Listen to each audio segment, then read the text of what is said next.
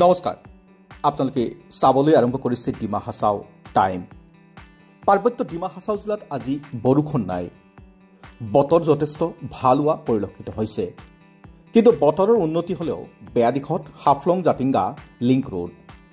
বুধবাৰে নিশাৰ ধাৰাসাৰ বৰষুণে হাফলং জাতিংগা লিংক ৰোডৰ প্ৰায় 300 মিটাৰ এলেকাত ফাট মেলিছিল।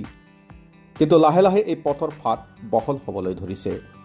বৰ্তমানে উক্ত পথেৰে গধুৰ যান বাহন চলাচলত নিষেধাজ্ঞা আৰোপ কৰিছে সংশ্লিষ্ট কৰ্তৃপক্ষই। আনহাতে এই পথ এক বিপদজনক স্থিতিত আহি উপনীত হৈছে। 2022 চনত প্ৰাকৃতিক দুৰ্যোগত এই পথ ক্ষতিগ্ৰস্ত হৈছিল। পৰৱৰ্তী সময়ছোৱাত পাৰ্বত্য সাহিত্য পৰিষদে পথ নতুনকৈ নিৰ্মাণ কৰে। কিন্তু এইবাৰ ধাৰাসাৰ বৰষুণে আকৌ পথত ফাট মেলে আৰু বৰ্তমানে এই ফাট বহল হৈছে। আচলতে প্ৰতি বছৰ ধাৰাসাৰ বৰষুণে পথৰ ক্ষতিসাধন কৰা যেনে এক অলিখিত নিয়মত পৰিণত হৈছে।